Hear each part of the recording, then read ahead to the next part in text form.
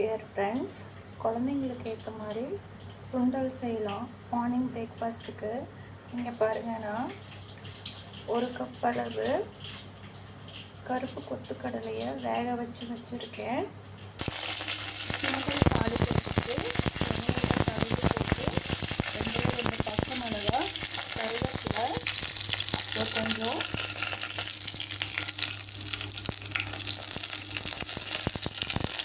மஞ்சள் பொடி ஆட் பண்ணியிருக்கேன். கொத்துக்கடலையும் கடாயில் போட்டு அதிலிருந்து தண்ணியை கொஞ்சம் விட்டுருக்கேன். ஏன்னா அதில் வேக வைக்கிறதுனால எல்லா ப்ரோட்டீன்ஸும் அந்த தண்ணியில் இருக்குங்கிறதுனால கொஞ்ச நேரம் தண்ணி சுண்டுற வரைக்கும் நம்ம வேக விடலாம். பாருங்கள் ஃப்ரெண்ட்ஸ், தண்ணியெல்லாம் சுருங்கி போச்சு. நான் இதில் மேலே கொஞ்சம் கொத்தமல்லி தலையை கட் பண்ணி போட்டு ஆஃப் பண்ணிவிட்டு குழந்தைங்களுக்கு சாப்பிட்றதுக்கு கொடுக்கலாம். உப்பு ஏற்கனவே போட்டு வேக வச்சதுனால உங்களுக்கு தேவைப்பட்டால் போட்டுக்கோங்க, இல்லைன்னா சரிதான்.